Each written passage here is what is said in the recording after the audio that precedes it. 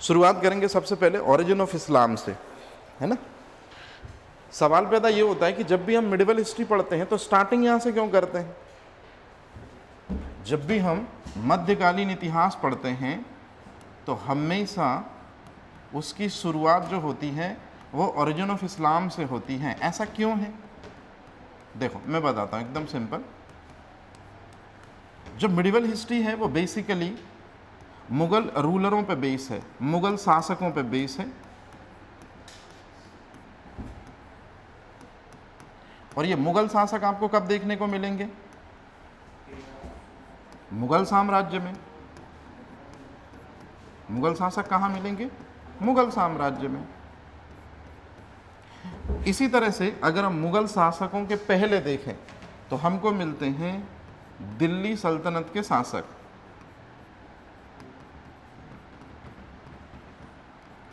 और दिल्ली सल्तनत के जो शासक हैं, याद रखिएगा, शायद आपने थोड़ी बहुत भी पढ़ा होगा तो ये आपको पता होगा कि किस वंश से शुरू होंगे वो और एंड कहाँ होंगे। इब्राहिम लोदी को हराएगा कौन? बाबर। तो कहने का मतलब ये है, अच्छे से देख लो, मध्यकालीन इतिहास में सबसे पहले हमको किन के बारे में पढ़ना होता है? दिल्ली सल्तनत, मतलब उसके जो शासक हैं उनके बारे में पढ़ना होता है। और फिर जब दिल्ली सल्तनत खत्म होती है तो फिर हमको किन के बारे में पढ़ना पड़ता है? सबसे इंपॉर्टेंट चीज ये है कि दोनों के दोनों जो शासक हैं वो क्या थे?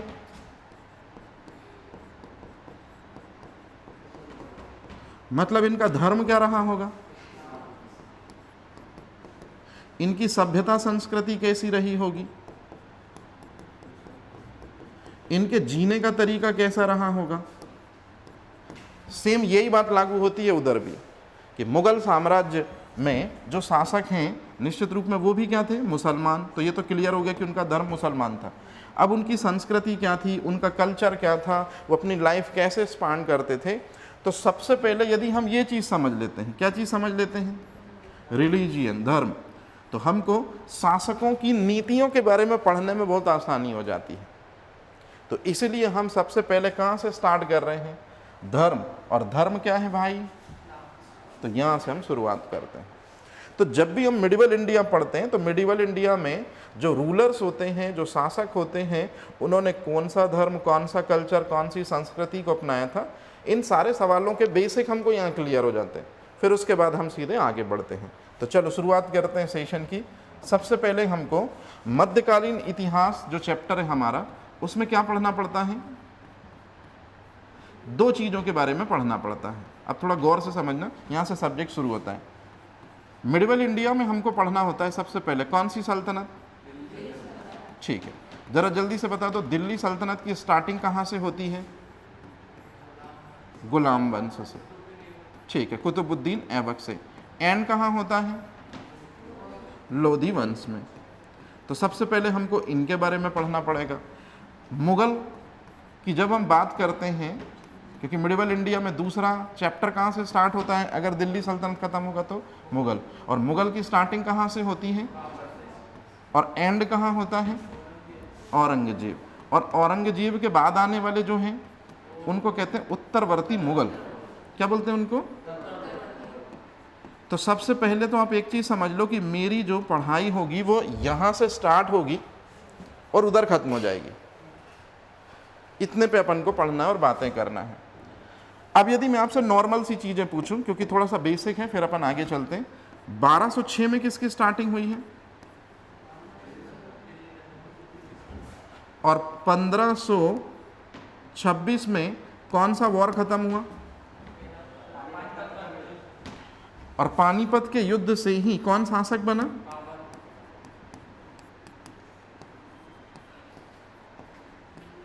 औरंगजेब की डेथ कब होगी?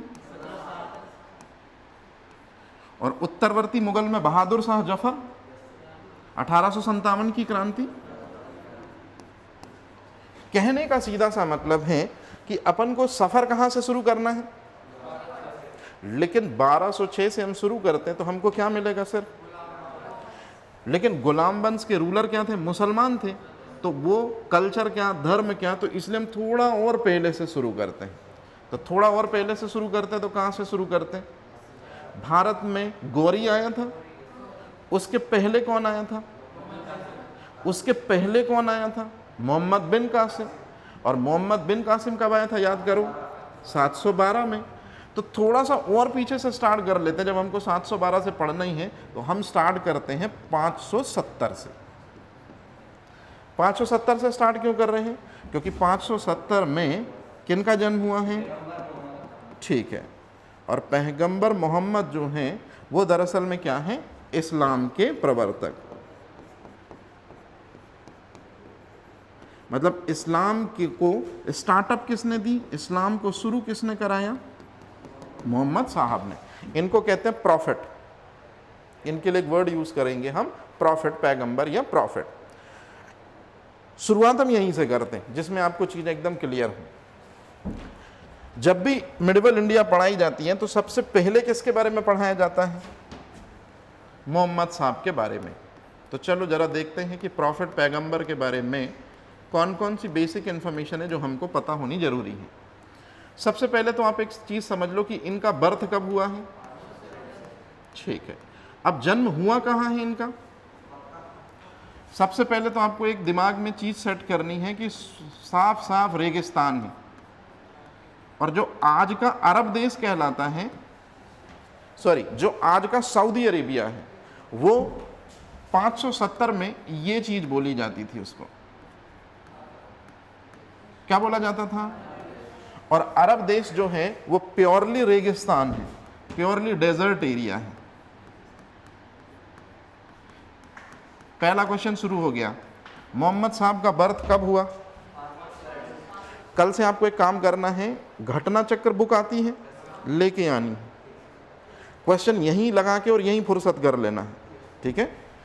तो एक बार फिर से बता दो, मोहम्मद साहब का जन्म कब हुआ? कहां पर जन्म हुआ? ठीक है। अब बात आती है कि इनके पिता का नाम क्या है। हर किसी को पता है इनके पिता का नाम क्या है। सबसे इंपॉर्टेंट चीज कि जब ये मां के गर्भ में होंगे, इनकी मां का नाम है आमिना, हिंदी में प्रोनाउंस करते हैं अमीना। तो जब मां अमीना के गर्भ में थे ये, अच्छा बताओ, बच्चा जो है कितने समय के बाद पैदा होता है? 9 मंथ के बाद पैदा होता है। तो जब मोहम्मद साहब मां के गर्भ में थे सिर्फ इतने मंथ के, कितने मंथ के थे, तब इनके फादर की डेथ हो गई। इसका मतलब क्या?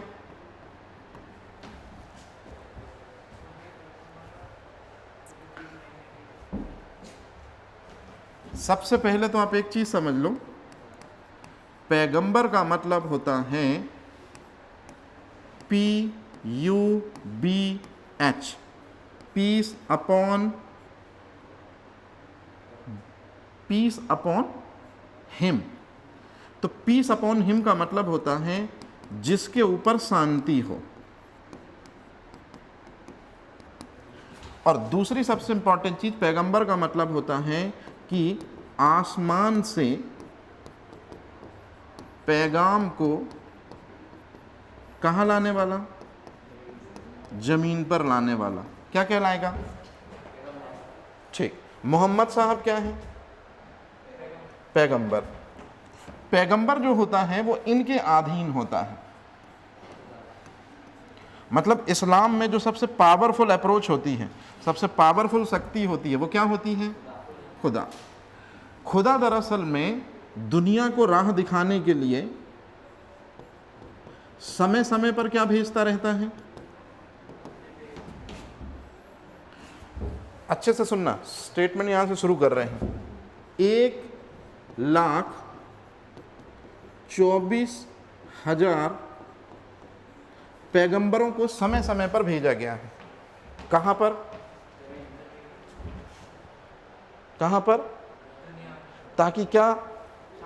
शांति हो सके, अमन हो सके, भाईचारा हो सके। इस प्रक्रम में जो सबसे पहले पैगंबर हैं उनका नाम है आदम। इसी में हजरत मूसा, इसी में हजरत अब्राहम, और इसी में 1,24,000 पैगंबरों में जो सबसे लास्ट में होगा वो होंगे मोहम्मद साहब। और मोहम्मद साहब के बाद क्या नहीं होगा? कोई पैगंबर, गॉड का मैसेंजर नहीं होगा। कहने का मतलब है कि खुदा ने अपने संदेशों को दुनिया में पहुंचाने के लिए किसको चुना? उनकी स्टार्टिंग देखो आपसे भी बदतर हो रही है। हम और आप सपने में भी नहीं सोच सकते कि दरअसल में जिसको खुदा ने चुना है उसकी शुरुआत इस तरह से होगी। उसको तो सारी चीज़ें अता फरमाना चाहिए मालिक को, लेकिन शायद हमारी लाइफ इनकी लाइफ से ज़्यादा बेहतर है। इनकी लाइफ कितनी खतरनाक है, कितनी डेंजरस है, या किस तरह की परेशानियों में इनकी लाइफ गई। आप खुद देखो कि सिर्फ माँ के गर्भ में हैं और कितना समय स्पेंड किया इन्होंने, और किसकी डेथ हो गई। इसका मतलब ये हुआ कि जब ये दुनिया में आए तो बताओ इनके सर पे किसका साया नहीं। ये है मतलब मालिक ने ऐसे बंदे को चुना जिनके सर पे साया नहीं है बाप का।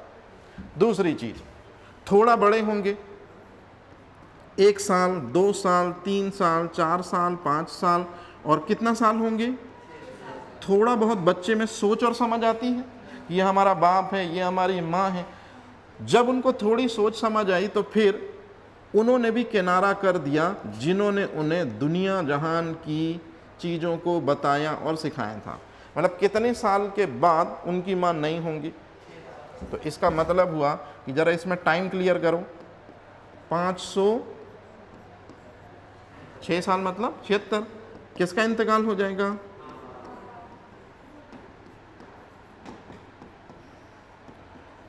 अब इसके बाद आगे की रिस्पॉन्सिबिलिटी कौन संभालेगा? तो ध्यान रखना, इनके जो पिता थे उनके भी पिता थे, मतलब क्या बोलेंगे अपन उनको? दादा जान। इनके दादा का नाम है अल मुत्तलिब।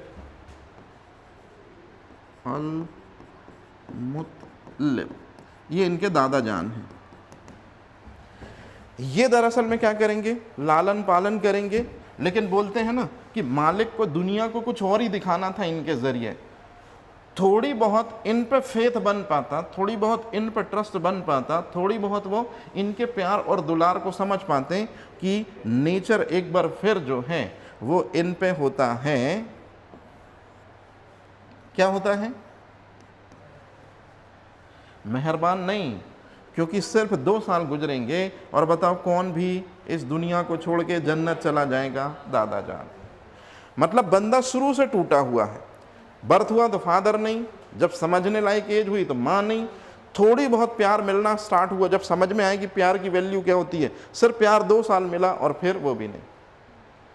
और फाइनल में बताओ ब्लड रिलेशन पूरी तरह से कहाँ खत्म हो गया?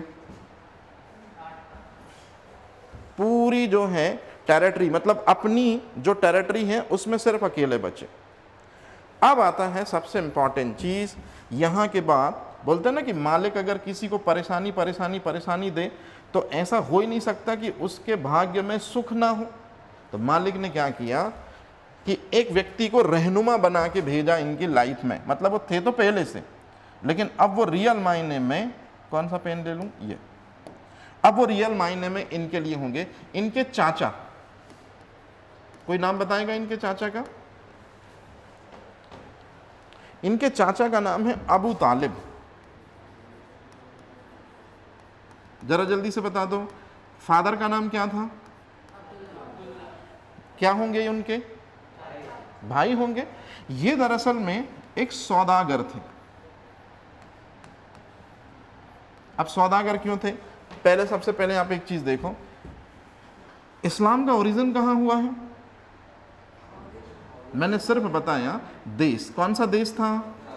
सऊदी अरेबिया, जिसको अरब देश बोलते हैं। सऊदी अरेबिया में एक सिटी है मक्का।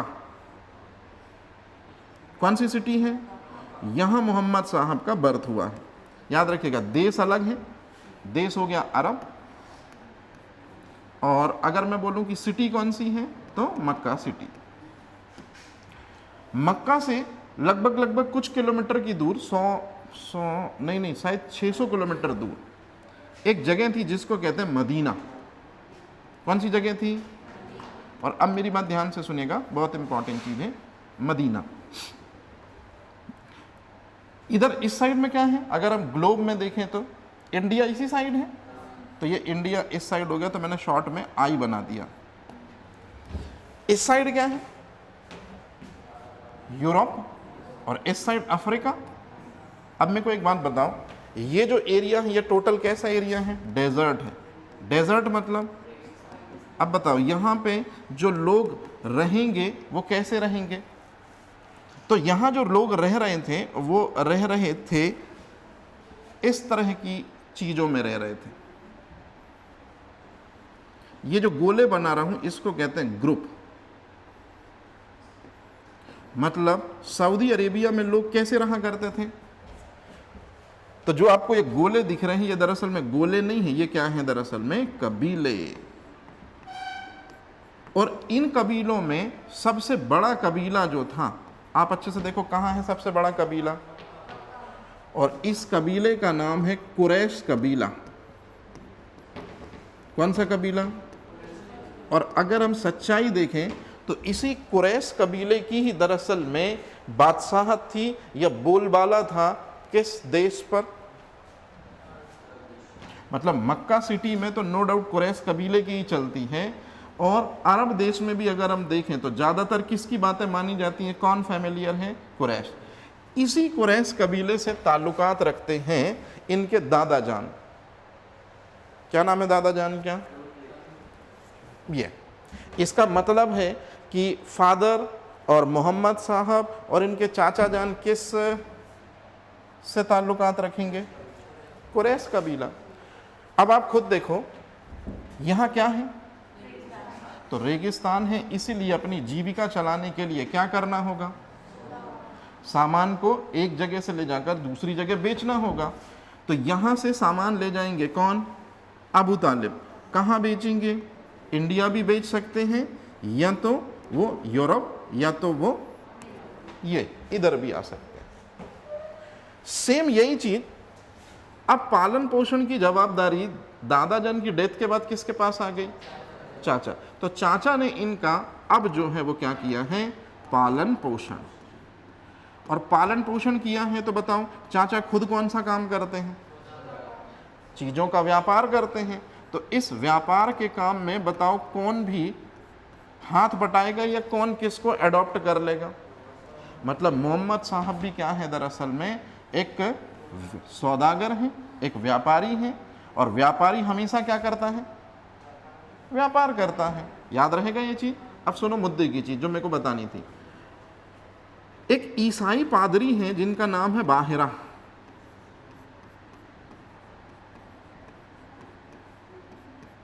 क्या नाम है?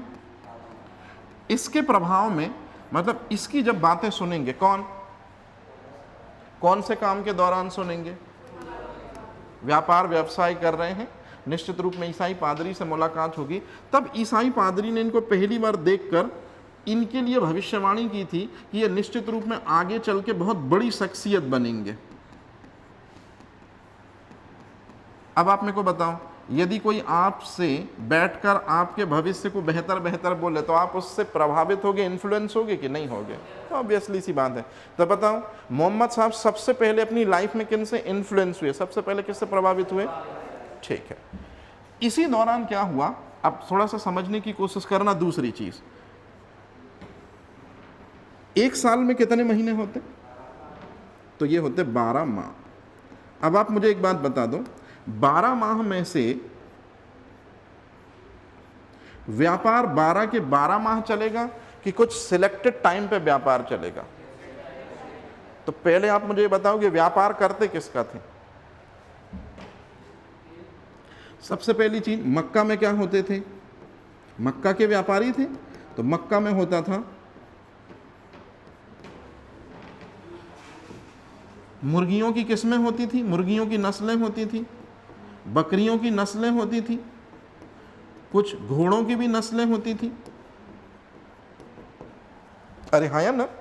क्या किया जाएगा? इनको बेचा जाएगा। इनको बेचेंगे तो क्या मिलेगा? पैसा। लेकिन आप खुद बताओ, खजूर, मुर्गी, बकरे एक पर्टिकुलर सीजन में इनका नंबर ज़्यादा होता है। तो मान लो 12 में से कितने महीने आपने बेच लिए? 4 महीने बेच लिए, बाकी के कितने महीने बचे? 8 महीने ये अपना पैतृक काम करेंगे। पैतृक काम मतलब जरा जल्दी से बताओ। ये तो चाचा जान का काम था, सौदागर, व्यापार। इनके बाप राम क्या करते थे? ये इनके फादर जो हैं वो कौन सा काम करेंगे? एग्जैक्टली मतलब बकरी चराने का मतलब किसकी तरफ इशारा है? पशुपालन। तो अब बताओ मोहम्मद साहब क्या करेंगे? पशुपालन, बकरी चराने का काम करेंगे। कहानी बढ़ती है आगे, अब ध्यान से सुनना, बहुत इंपॉर्टेंट चीज है। कहां पर है ये? किस जगह पर है ये मोहम्मद साहब? देश कौन सा है?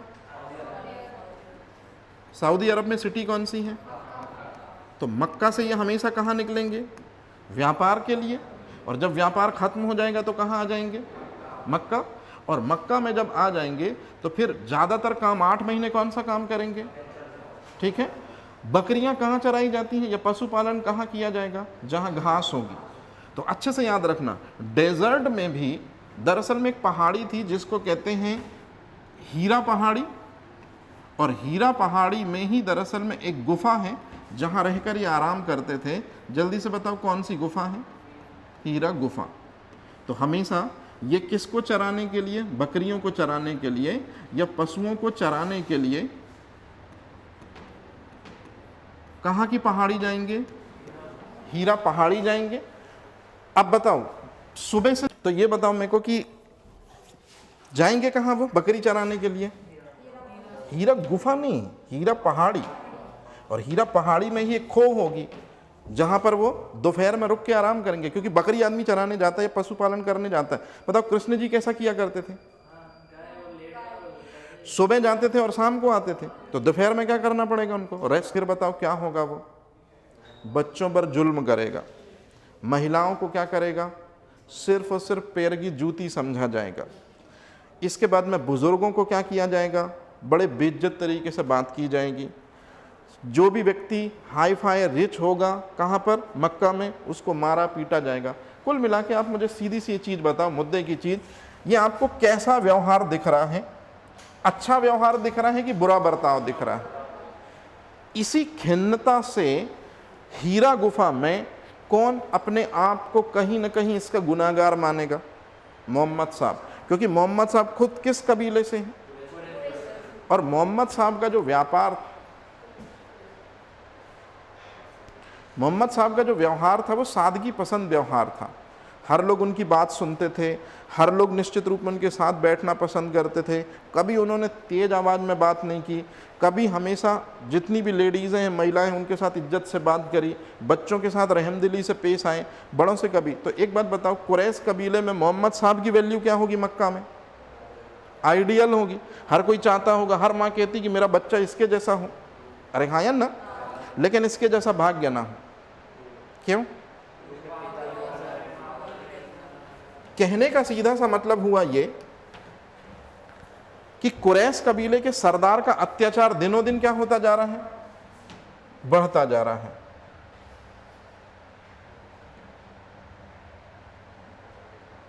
इस बात से कौन अपने आप को कचोटेगा या अपने आप को ही दरअसल में इसका गुनहगार मानेगा और अल्लाह से दुआ करेगा? हालांकि उस समय तो अल्लाह का कॉन्सेप्ट नहीं है।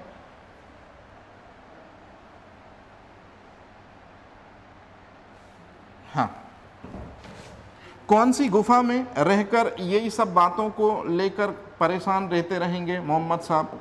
या जब भी कोई अत्याचार देखते होंगे मक्का में तो निश्चित रूप में मोहम्मद साहब फिर क्या करते थे? सीधे सीधे पशुओं को लेकर कहाँ चले जाते थे? हीरा पहाड़ पर। और हीरा पहाड़ पर कौन सी गुफा है? हीरा गुफा। और वहीं ये सब सोचते थे कि ये कैसे खत्म हो और क्या हो और ये सब चीज़ें हो। तो बताओ उनकी ज़्यादातर लाइफ किस चीज़ में जा रही है? पशुपालन में। लेकिन दिमाग में क्या चल रहा है? एक बगावती सुर सा चल रहा है कि हमारे ही कबीले के लोग जो हैं सरदार, वो लोगों के साथ क्या कर रहे हैं? गलत कर रहे हैं। बताओ मांग जायज़ है कि नाजायज़? 100% जायज़ है कि कोई अगर परेशान है तो निश्चित रूप में उसको कैसे सोल्यूशन। अब आप समझो, यहाँ एक सबसे इंपॉर्टेंट चीज़ होती है, एक नंबर सिस्टम है जिसको आपको याद रखना पड़ेगा। मोहम्मद साहब का बर्थ कब हुआ है? 500 पक्का? सोच समझ के बताना। जब मोहम्मद साहब की एज इतने साल होगी, कितने साल होगी तो बताओ नया सन क्या आएगा? 595। मोहम्मद साहब की एज कितनी है?